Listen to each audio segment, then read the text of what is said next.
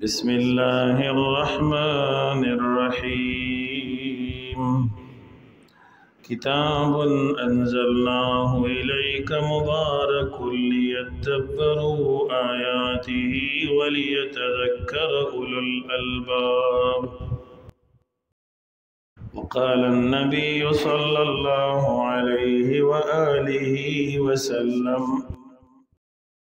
خيركم من تعلم القرآن وعلمه وفي رواية للسنن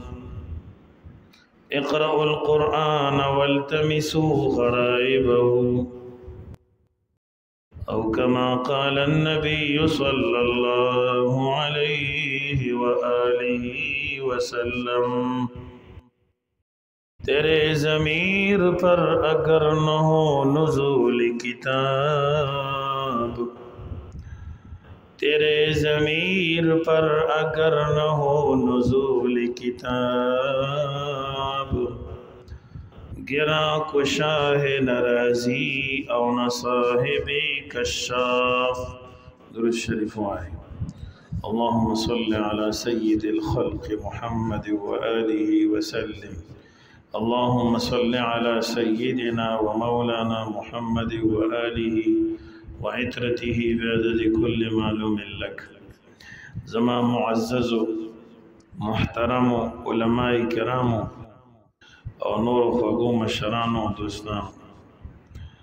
دا زمونږ استاد محترم مولانا سید مراد علی شاہ صاحب دامت برکاتهم ستاسو په دې مسجد کې ان قریب د قرآن کریم ترجمه او تفسیر شروع کون کې دی دغه افتتاحي نشست او زما په خیال د داسې پروګرامونو غرض دی چې په دې کې خو یو ټولو خلکو ته معلومه شي چې یاره محترم مولانا صاحب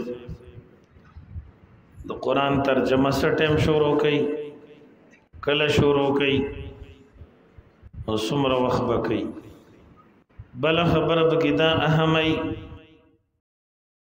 چې د دې ترجمې د قرآن مجید د تفسیر اهمیت د دې مقام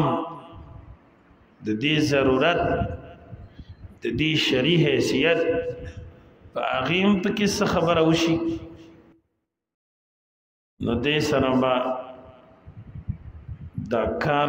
ډېر پخته راشي علماء کرام خدمات کوي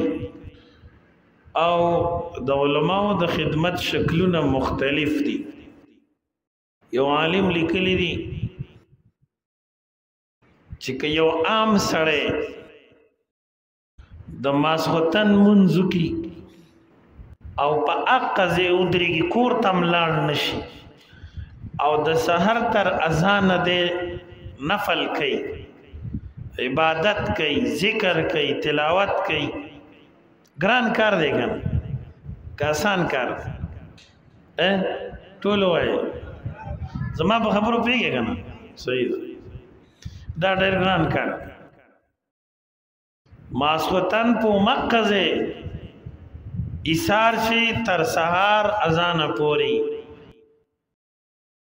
خوب نکی خوراک نکی بلس مشغولتیا اون لري سیوا د یاد خدا نه سیوا د عبادت نه د سحر تر اذان پدې کې ته مشغوله او بل طرف ته یو عالم قوم ته د ماسختن جمع ورکی ماسختن فرض په جمع باندې وکي د پسې خلق او بیا سحر هم راشي د سحر منظم دې په جمع ورکی او خلق د په برکت دا فرض منځ په جمع سره وکي او په دې درمیان کې دې صرف خوب وکي لاړ شي ماسختن منځ پسې بس ود شي صحیح نو دا عبادت گزار سړی د دې عالم د دې جمع ورکولو ثواب ته نشي رسېدی. تاسو وایئ سبحان الله،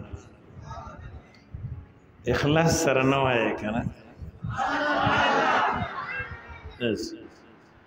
ځکه چې پوی پې نه یې. ولې؟ ځکه چې دې سړي خو ډېره خواري وکړله. یو وي د یو شي تول په عقل باندې، د ټکنالوژۍ په اصولو، د ساينس په اصولو، د مذهب په اصولو. نو تاسو زموږ عام خلک خو دا د ذهن ته ګوري که نه، تا خو ته ډېره خواري وکړله. د طرف ته وګوره چې د ماسخوتن نه په یو ځای ولاړ، جومات نه بار ونوته د سحر پورې، او بل طرف ته بل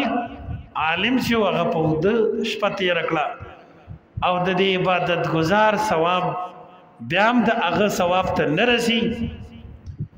ولې؟ ساده وجه ده، هغه عالم چې دې قوم ته کوم امامت وکړو او کوم مونځ یې وکړو نو هغه فرض و. څه شی و؟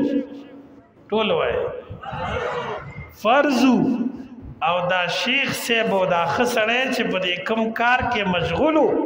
ښه کار دی، مقامي اوچت کار دی، لوی عمل دی، خو دا څه نفل و. څه شی دي؟ او نفل د فرض و ثواب ته نشي رسېدی. اوس به دې په ذهن کار کړی، اوس به ستا ذهن کې دا ښه واضحه شوي چې د دې عالم ثواب یقینا چې ډېر واضحه دی.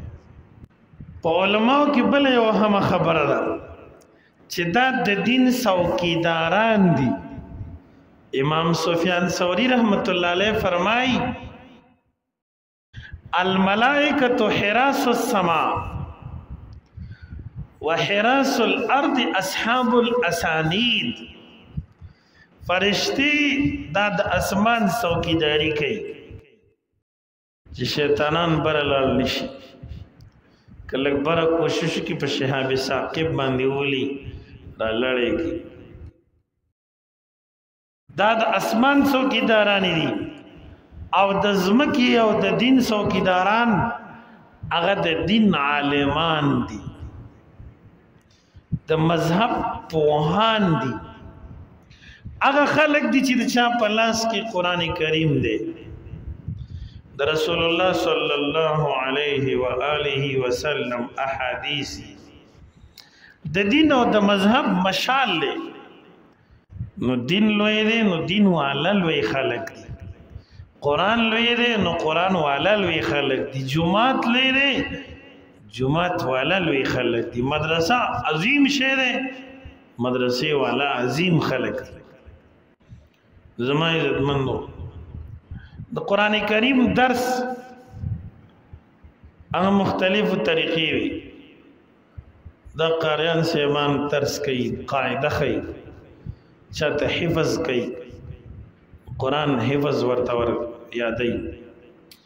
چا باندې ناظره وي. او علماء کرام دا غي درس ته ناظرین وي، د حفظ وي، د ترجمیم وي.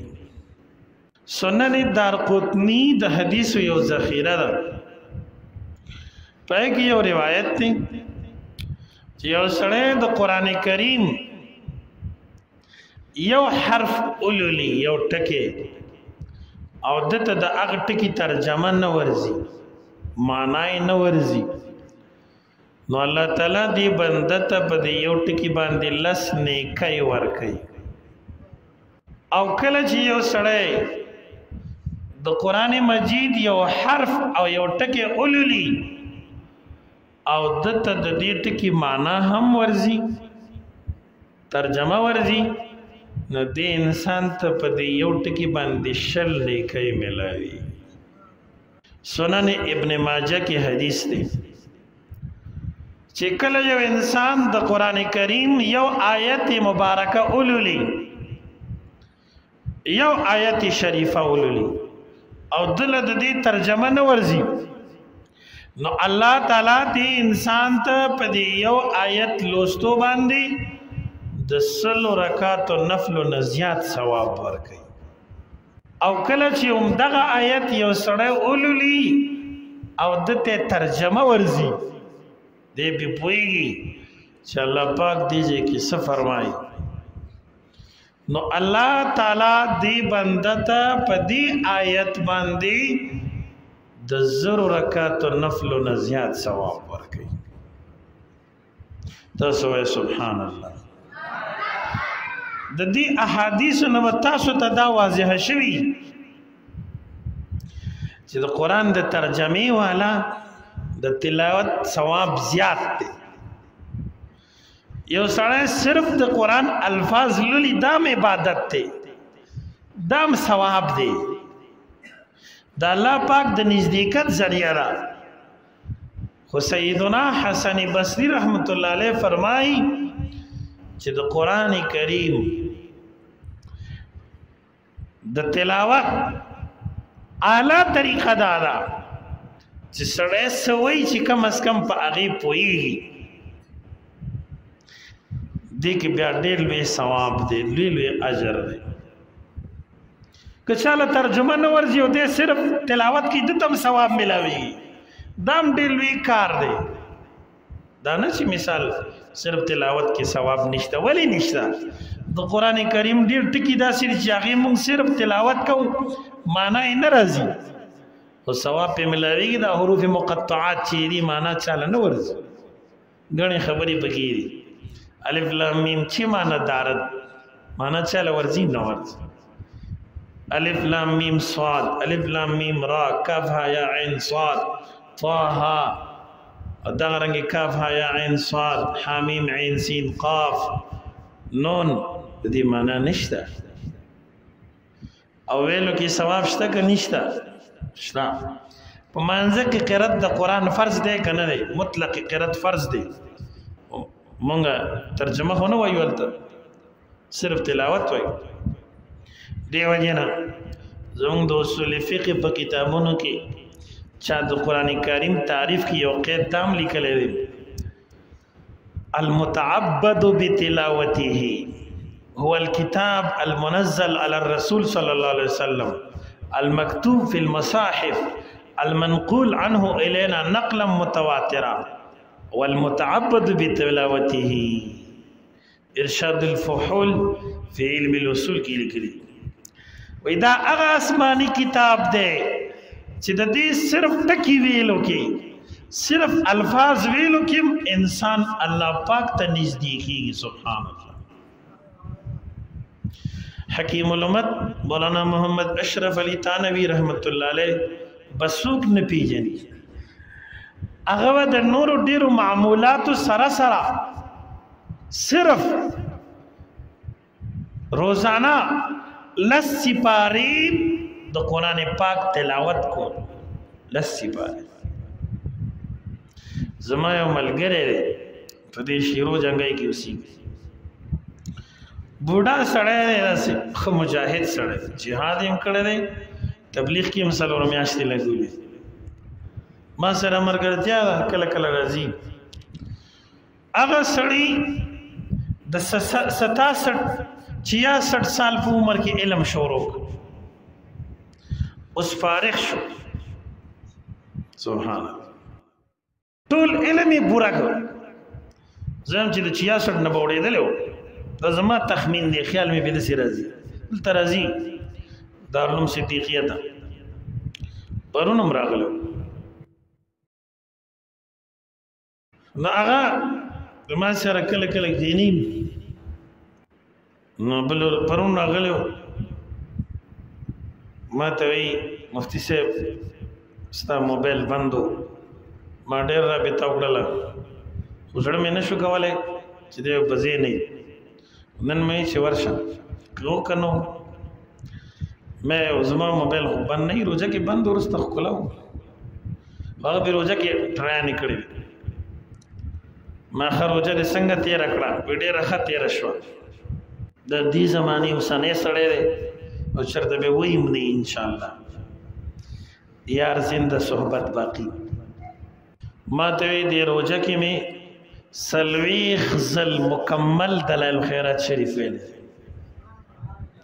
سلویخ زل او سند برا کی مانا میں بالکل دو بدر کر میں تلاوت تی سمرہ دے وی ار ورځ اتسی پارے د قرآن تلاوت اتسی پارے بوڑھا سڑے د شپې مې 3 غنټې خوب دی بیا نفل کوم فلانه وظیفه کوم تارا کړی بل مولوی صاحب را کړی او اتسی پارے د قرآن پاک تلاوت سبحان الله د دې وخت محدث العصر استاد المشایخ علامہ محمد یوسف بنوری رحمت الله علیه په دارالعلوم دیوبند کې طالب خپل قصه لیکي نفت الانبر کې لیکلي ویزه یو ځل د دیوبند د مدرسې نه راووتم د جمعې ورځ وه داسې بار لاړم بانډې طرف ته یو شال جمعاتو کچا وی خاموشي وه جمعات می جارو که څه شي جمعات می جارو که صفا مې بیا مې خپل صادر خور که داسې او کېناستم تلاوت مې شروع که د قرآن پاک وی د جمعې ورځ وه چې دا ړومبي اذان ته ټایم نږدې شو نو ما 26 سپارې تلاوت د قرآن کړ په یو نشست کې په یو ناسته کې نو په هغه ځای کې مې ختم کولی شو خو د جمعې د مانځه غم را سره و چې هغه ځای کې د جمعې لمونځ نه کېده ما چې اوس به بل ځای ته جمعې مانځه له ځئ نو دې وجې نه زما ختم هلته ونشو پوره نشو پوهېږي که نه پوهېږي زمونږ پیر و مرشد امام الاولیاء والمتقین شیخ المشایخ حضرت مولانا سید محمود سندل باباجی رحمت الله علیه د ماسخوتن په اودس باندې د سحر منځونه به کول اکثر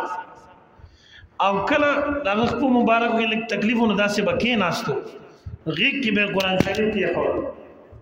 غیږ نو د ماسخوتن نه مې د قرآن پاک تلاوت شروع کړو د سحر مونځ ته به چې ټایم برابرېدو نو د به ځان له د قرآن شریف مکمل ختم کړی هغه عالم چې 120 سال عمر دی 125 سال عمر دی ضعیف دی او ټیم نه د عبادت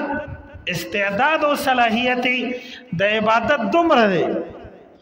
چې موږ تاسو ډېر خلک ډېر ځوانان قرآن شریف ولولي بیا کېږي په کلونو کلونو یې نه راځي تاسو ته پته شته زمونږ فقها وایي چې یو سړی کم از کم په کال کې د قرآن کریم یو ختم ونه کړي په ناظره کم از کم یو ختم ونه کړي دا سړی دومره ګناهګار دی دومره ملامته دی لکه د دې 13 واړو سپارونه چې منکر شوي والعیاذ بالله نن زمونږ ستاسو خلو کې خیر نشته رزق کې خوند نشته په کور کې برکات نشته رشتونه مینه ختمه شوه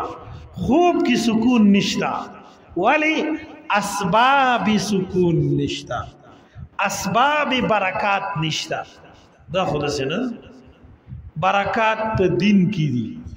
برکات قرآن پاک کې دي برکات په سنت د رسول الله صلی الله علیه وسلم کې هغه موږ لری لری ګرځو په ګینټو خلک په اجرو کې ناشتي په دکانونو کې ناشتي د لارو په سر باندې ناشتي او په هر مسجد کې سناسب دینی کار کی یا د حدیثو درس کی یا د قرآن درس کی مخصوص چند افراد پاتې شي او نور په اهتمام سره نه پاس الله پاک دې زموږ استاد په حال رحم وکړي شکر او باسي چې په موږ باندې پابندیان نشته کدا چرته کې داسې نظام خدا نه خواسته بعض خلک خو راولي را باندې خدای دې وس نه ورکړي کدا سي نظام وي چې جمعات د پاره به سکیورټي وي اله به جمعات ترازي او تاسو سره به وسلای اله به جمعات ترازي او دغه شانتي بیا به فیس داخله اله به جمعات ترازي نو بیا به په دې جمعات کې 2-3 کسانو اوس خو الحمدلله کولو فضا ده او په مدرسو جوړولو په جماعتونو چلولو په علم تبلیغ د دین باندې او خانقاه باندې او ذکر اذکار باندې د چاپلارم پابندي نشي لګولای ان شاء الله العزیز. نو دوستانو د دې مقینا فائدہ غستل وکړ دیو جنا زمونږ د علما د قران دا ترجمه چي کوي د قران پاک دا درس چي کوي دا دومره اهم دی چې فقها وایي فتاوا بزازیه کې لیکلي چې یو سړی جمعه ته راغی مسجد ته داخل شو بل طرف ته عالم د قران درس کوي نو دې په دغه وخت کې تحیت المسجد نه کوي بلکې دا سړی به د قران دی درس کې کینی او هغه عالم ته بغوږ دی.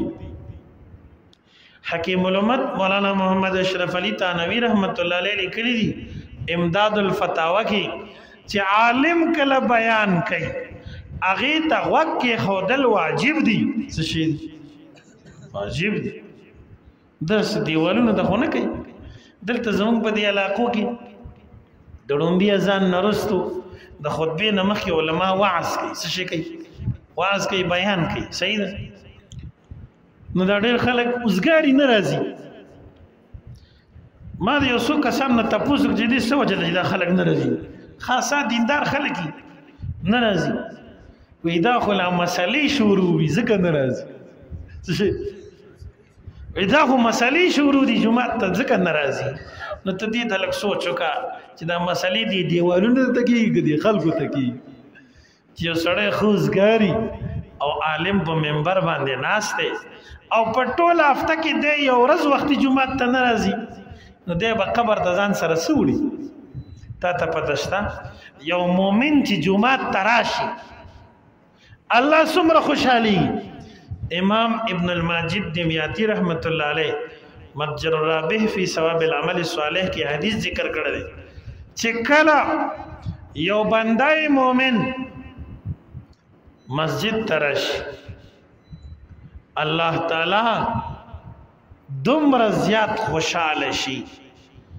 د دې بنده پر اتللو باندې جمعه ته الله جل جلاله دومره زیات خوشاله شي یتبشبش به کما یتبشبش اهل الغائب بغائبهم. لکه د چا بچی چې ورک شوی وي یا یو بل نږدې کس ورک شوی وي غیب وي پته نه لګي او اچانک را پیدا شي دغه کور والا به څومره خوشاله وي که به نه خوشاله. دغه شانتي یو بنده مؤمن چې جمعه ته راشي الله د دې جمعه ته راتلو په وجه سره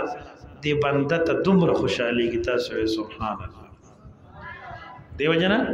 سعید ابن المسیب رحمت الله علیه به فرمایل یو سړی چې جمعه ته راشي او په مسجد کې کېناستو د دې دومره لوی مقام دی لکه د الله په دربار کې چې کېږي. سبحان الله. د دې دوه مطلب دي خبرې. یو دا چې جمعات کې ناستا د ډېر لوی مقام لري.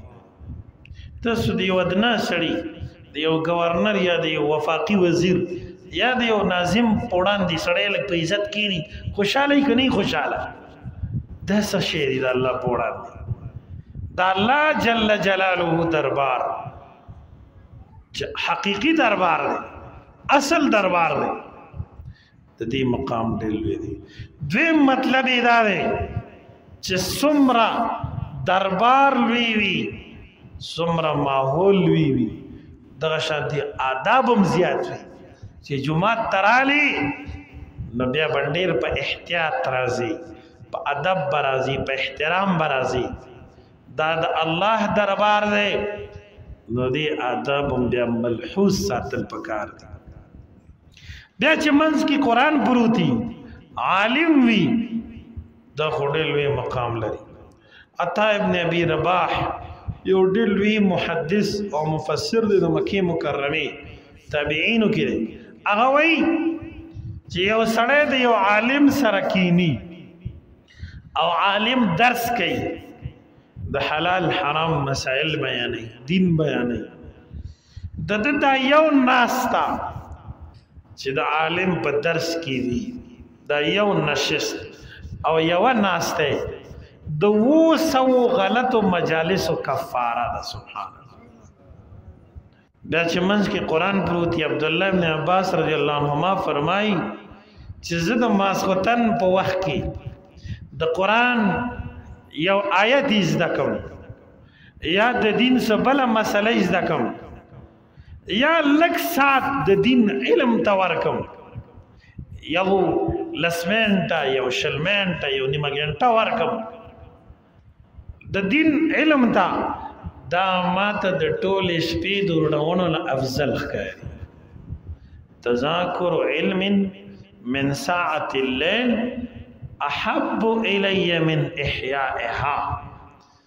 لږه حصه د شپې مذاکره د دین کول د ټولې شپې د وروڼولو نه عبدالله ابن عباس سے فرمایي ماته ډېره اهم ښکاري دا زموږ علما چې د قرآن شریف ترجمه کوي که نه ماسخوتن کې نو ما یو رساله کتله دی یو ښه بنیاد مې پیدا کړ حضرت مولانا مفتی محمد شفیع صاحب قدس الله تعالی سره العزیز وحدت امت کی لیکلی دی چې شیخ الهند امام الحریه مولانا محمود حسن دیوبندی رحمت الله علیه چې ډېر لوی انسان ډېر عظیم شخصیت د مولانا محمد اشرف علی تانوی د امام الاسر علامہ انور شاہ کشمیری مولانا شبیر احمد عثمانی شیخ الاسلام مولانا سید حسین احمد مدنی مفتی اعظم هند مفتی کفایت اللہ دہلوی د دې علماء استاد د دې شیخ د احادیث او د انګریز خلاف ډېر لوی تحریک چلولې دي مختلف قسمه تحریکات دي دا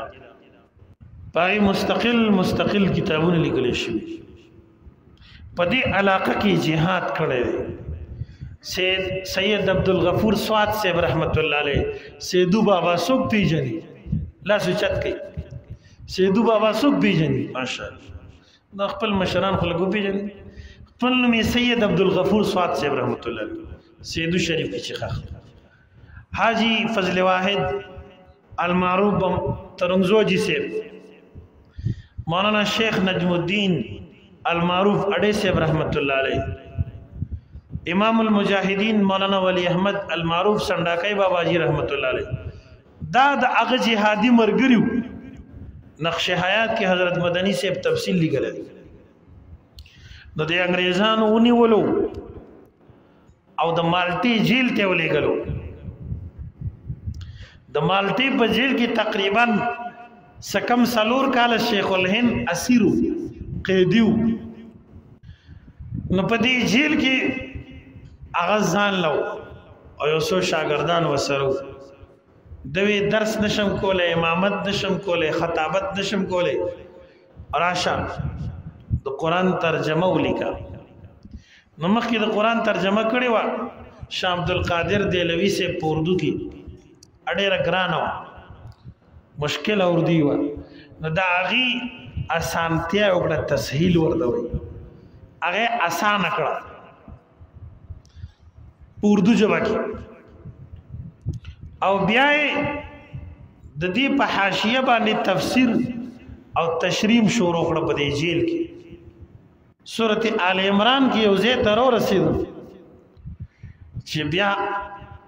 په تبادله باندې د رها شو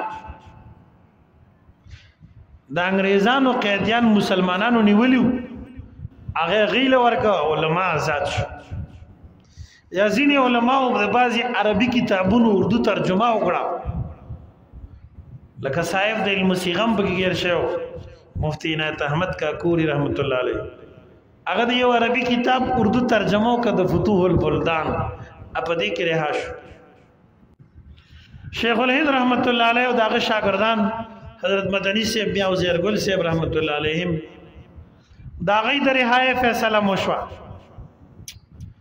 حضرت سره د قران دا ترجمه وا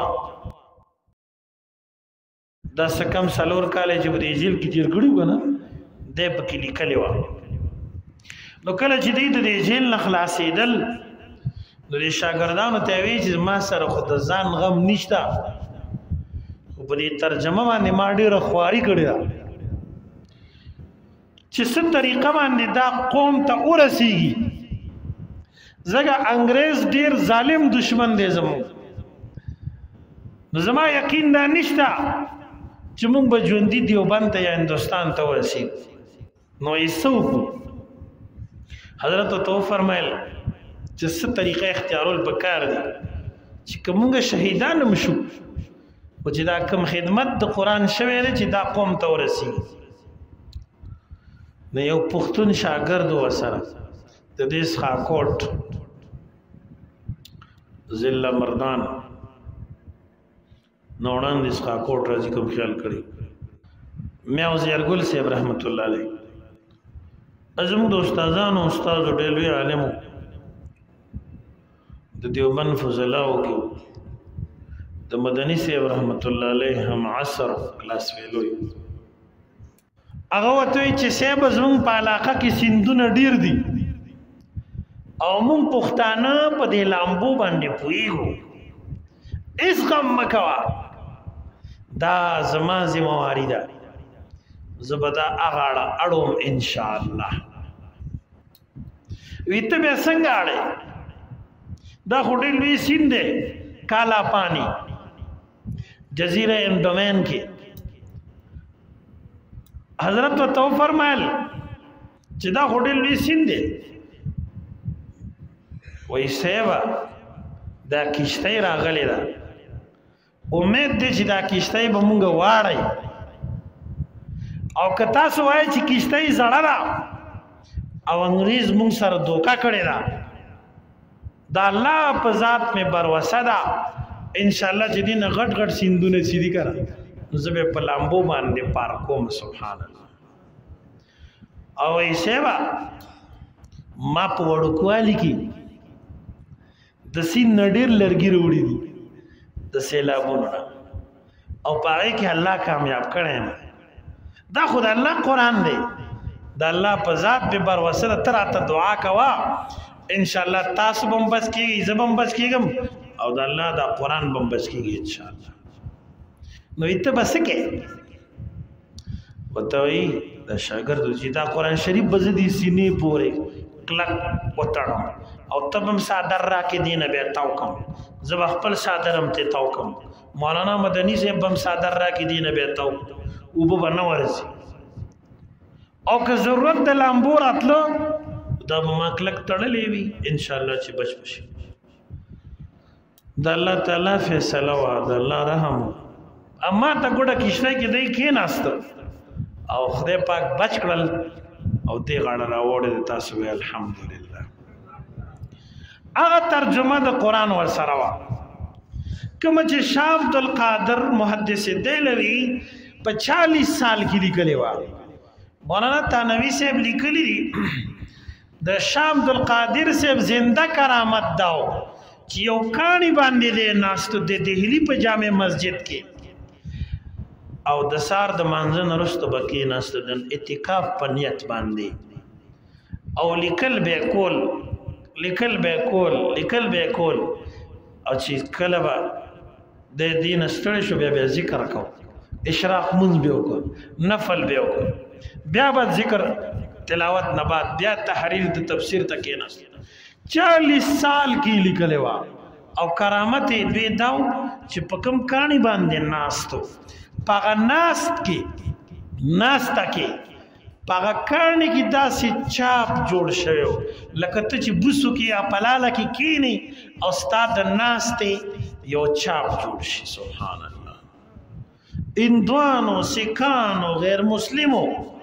دا کرامت صحیح کو چې کانه وته الله نرم کړو سبحان الله تاسو پیګه زما په خبرو یو زدی اندوراغه د سی خفیا وخت کې پټ او دا کانه راواغست او د جمنا سینته وګرځاو چې دا خو ژوندې کرامت ته او د مسلمانانو ګوري د دې قران سره نور مینه پیدا کی او د هندوانې ګوري سکانې ګوري اسلام کې داخلي ناغه دا سین ته لړک بیا پیدا نشو یعنی تر اوسه پورې به موجود و شاه صاحب رحمت الله علیه چې کومه ترجمه کړې و شیخ الهند درینیم کاله کې داغي تسهیل وکړ په حاشیه باندې تفسیر شروع کړ سورۃ ال عمران پورې راوړل بیا الله پاک حضرت شیخ الهند دیوبند ته راوړل دیوبند ته چراغې کنه دیوبند نه یو ځل په دارالعلوم دیوبند کې د ماسختن په وخت کې ناشته بوډا سړی دی ګیر چا پیر وته د وخت لوی عالمان ناشته او ګرمي دا سر مبارک داسې اوچت کړ وای تاسو ته یو خبره کوم تاسو ته او ماته دا خو واضح ده چې مسلمان قوم په دې ټولو قومونو کې غوره او بهتر قوم بیا موال خوري څه شي ارزه کې مسلمان وال خوري مسلمان سره د دینه چې د ټولو خلکو نه بهتر دی الله ته زیات خواخ دی اوچت مقام لري پیغمبري اوچت دی قرآن کریم اوچت دی شریعت مقدسه عظیم تر دی او بیا په ارزه کې مسلمان وال خوري نو د دې څه وجه ده نو خلک غلی شو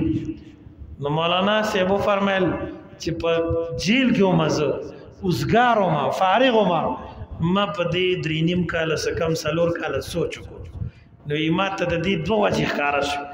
ټول خلک هم متوجي شو چې شیخ الهند د یو لوی تجربه خاون عظیم مجاهد د امت مسلمه یو لوی دردمن او غمخوار بکمه نسخه متخیص او زمونږ کومه بیماری به مونږ ته په ګوته کوي شیخ فرمایل چې دوه وجې دي یو وجه دا ده چې مسلمانان خپل منځ کې بې اتفاقه دي دا خبر ډیره اهمه مسلمانانو کې ډلې دي فرقه واریت ده یو بل سره بې اتفاقي ده جنگ جګړې دي کافرانو پیدا کړي غلط خلک مسلمانانو کې انتشار پیدا کوي دی په خپل کې په جنگ کې دي کافرانو په نوي ظلمونه کوي نو یو وجه دا ده چې مسلمانان په فرقه واریت کې دي بې ځایه ډلې جوړې شوي دي ګروه بندي ده او ډله بندي ده او اتفاق ختم شوی دی نو دوی سره وال خوري او دویم مسلمانانو کې د قرآن ترجمه او د قرآن علم نشته دی ناظره کوي او قاریان صاحبان ډېره خواري کوي او قلقلې کوي او سا بندګي او سا کولو کوي او څه خواریانې لیکن د قرآن ترجمه نه ورځي د قرآن تفسیر سار نه تر ماسخوتنه د قرات مجلس کوي د یو صورت ترجمه به ونه کی ته پدشتا د يهودو د نصارو مرز دی چې هغه د آسماني کتاب صرف الفاظ ویلي معنی نه سم معنی نه ورتله ومنهم اميون لا يعلمون الكتاب الا امانيه تفسیر روح المانی لیکلی تفسیر ابن عادل دمشقی لیکلی تفسیر واحدی او قرطبی او مظهری لیکلی چې صرف الفاظ وي معنی نه ځان خبره وانهم الا يظنون نو دې مگر صرف اٹکل وینا کوونکی بهرحال د شیخ الهند فرمایل چې دا دوه وجې دي یو خپل منځ کې به اتفاقی ده بل د قرآن ترجمه نشته نو تاسو ته وصیت کوم چې خپل منځي اختلافات ختم کړئ او دویم د قرآن ترجمه او تفسیر شروع کړئ نو شیخ الهند په دیوبند کې د ماسختن د مانځه نه وروسته د قرآن ترجمه شروع کړه سبحان الله نن چې مولانا مراد علي شاه صاحب دامت برکاتهم د قرآن د ترجمه شروع کړي د ماسختن مون نه وروسته دا د شیخ الهند مولانا محمود حسن رحمت الله علیه یو عظیم عمل ژوند کوي تاسو به سره ملګری یې کوي ان شاء الله نو په هغه درس کې بشام ورشا کشمیری مفتی محمد شفیع صاحب حضرت مدنی صاحب مفتی کفایت الله مولانا اعزاز علی مولانا مفتی کفایت الله نه علاوه حفظ الرحمن سیوهاروی رحمت الله علیهم دغه خلق بناست بیا د شیخ الهند شاگرد امام انقلاب عبید الله سیندی ترجمه کړی دا سیندی صاحب نه مولانا احمد علی لاہوری صاحب رحمت الله علیه د قران درس غوښته دي مولانا احمد علی لاہوری په لاہور کې شیرانوالا گیټ کې د خدام الدین په نوم باندې د دین مرکز شروع کړ درسګاه شروع کړه آی کې به د جمعې پښپ مجلس ذکر هم کېده ذکر بالجهر د سلسله قادری مطابق او د هر سار مانځه وروسته به یو رکوع د قران ترجمه کوله سبحان الله او په شعبان او رمضان کې به علماء ته ترجمه او تفسیر کول د شعبان او د رمضان په دغه تفسیر کې سید ابو الحسن علی ندوی مولانا احمد رضا دجنوری شیخ الحدیث مولانا سمیع الحق شہید شیخ الحدیث مولانا ڈاکٹر شیر علی شاہ صاحب شیخ التفسیر مولانا عبدالحلیم دیر بابا دامت برکاتهم او دغه اکابرینو جولای ډکی کړي دي د خیر او زمونږ دغه استادانو د امام لاہوری صاحب نه د قران ترجمه زده کا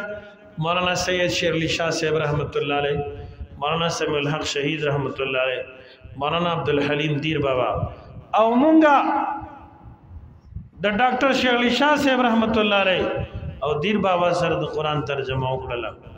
مولانا سمیع الحق شہید رحمت الله علیه سره ما استفاده وکړه مولانا حقانی صاحب دارالعلوم صدیقیه کې ناقای کې د قران ترجمه وکړه او هغه خیر نن ستاسو په کلی کې خوريږي تاسو الحمدلله الله کریم دې دا جاری او ساری ولري الله پاک دې مولوی صاحب ته توفیق ورکړي الله پاک دې علم او عمل کې نورم برکت نواسي تاسو د مولوی صاحب خدمت کوئ نو تاسو د خدای پاک مال او جان کې عمر صحت کې برکت نواسي رب العالمین دې تاسو ټول ته د قران انوارات او برکات نصیب کړي رب العالمین دې زموږ تاسو کورونه زموږ تاسو ژوندۍ د قران په انوار باندې منوري ولري